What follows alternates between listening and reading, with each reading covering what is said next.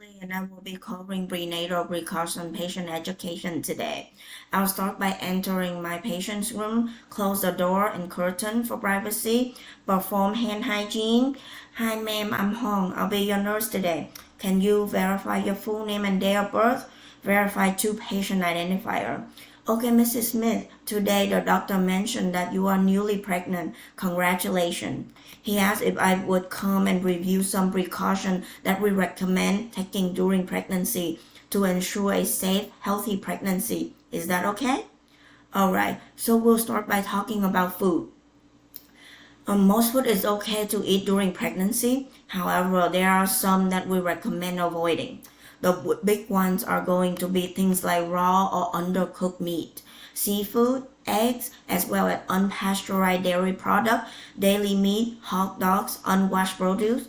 All of these things can carry the risk of bacteria like salmonella or listeria, which can pass the placenta to the baby and cause developmental issues like seizure, paralysis, blindness, as well as causing preterm labor or miscarriage. We also worry about toxoplasmosis, which is a parasite that can cause an infection and that can cause the placenta if the baby gets an infection. It can cause some severe developmental problems or miscarriage. Additionally, some food to avoid are going to be your high mercury containing seafood or fish such as shark, swordfish, king mackerel. The high mercury content of those can impact fetal brain development and can cause some neurodevelopmental issues. Also, excessive caffeine. We want to limit our caffeine and it's been shown to cause low birth weight or preterm labor. Some medication and supplements that are generally safe during pregnancy. Obviously, we want to talk to our doctor before we start any new medication or supplements, as well as we want to weigh the risk versus benefit of starting a new medication or supplement or taking medication during pregnancy. But generally, there are some medications that are okay, such as acetaminophen or Tylenol that can take for pain or fever, things like antacids, so your Tums for heartburn and digestion. Your second generation antihistamine, so your Claritin, your Zyrtec, and those you can take for allergy, but we recommend to take them after the first trimester. Some medication that we suggest avoiding are going to be your NSAIDs, your ibuprofen, Advil, naproxen. These have been shown to cause birth defects when taken during pregnancy. Also, some prescription medication are contraindicated during pregnancy. So your isotretinoin for acne, ACE inhibitors for blood pressure, but your doctor will review your medication with you and make sure that you don't have any contraindication. There are also aspirin we recommend avoiding unless your doctor prescribed it, as that can increase your bleeding risk. Some acceptable supplements are obviously going to be your prenatal vitamin, which we highly recommend. Other supplements are your folic acid, vitamin D, calcium, and iron are okay to take during pregnancy. We want to avoid excess vitamins and supplements, so excessive vitamin A and E, and then herbal supplements like your saw palmetto and black cohosh all have been shown to cause birth defects. Some environmental exposure to be aware of and avoid while pregnant is lead. Leads are found in contaminated water as well as the paint in old homes. So if you have any home project plan, maybe postpone those or delegate them. Lead has been shown to cause neurodevelopmental issues in baby. Other exposures, excessive heat, so avoid hot tub, sauna, any extended outdoor activities where it's hot and sunny can cause dehydration and that can cause dizziness, low blood pressure. It can cause preterm contraction. Also for the baby, excessive heat has been shown to cause neural tube defects as well as causing miscarriage.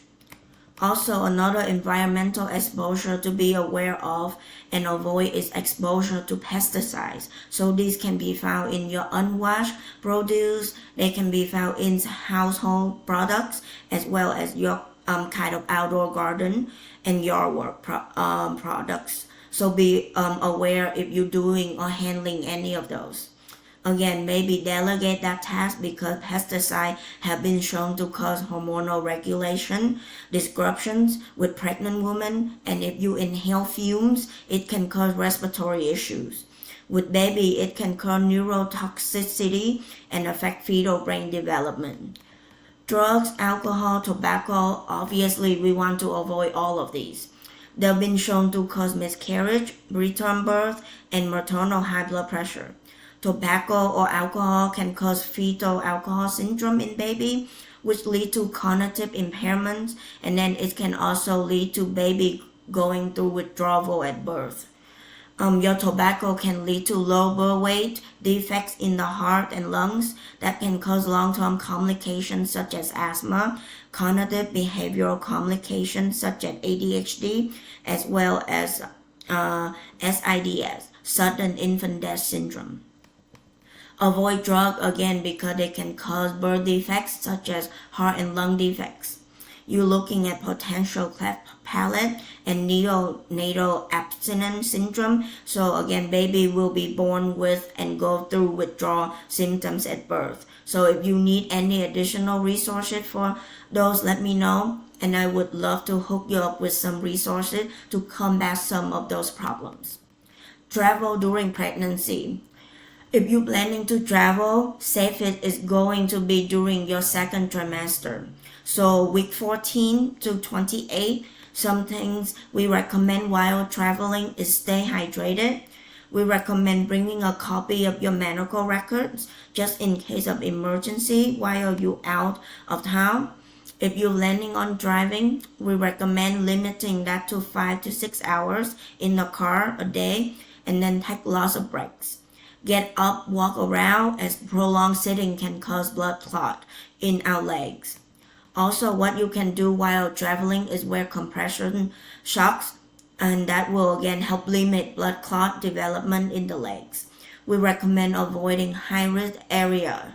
So traveling to places where things like Zika virus or malaria are prevalent is not recommended. And then consider limiting your travel during your third trimester when preterm birth or labor and preeclampsia are of higher concern. And then finally, dental health. So pregnancy can actually cause some dental complications. It can cause gum disease and gingivitis due to hormonal changes. It can cause cavities and tooth enamel erosion from changes in diet, as well as if you suffer from morning sickness. So generally, visiting the dentist and having procedures, dental procedure is generally safe during pregnancy. If possible, we recommend doing those within the second trimester. And then things like fillings and cleaning are okay. And then x-ray can be performed as long as you have proper shield. So let me know if you have any question or would like any references or resources for any of this information. I know it was a lot to take in. Do you have any questions? Okay, I will go talk to you, the doctor, and I will see you shortly.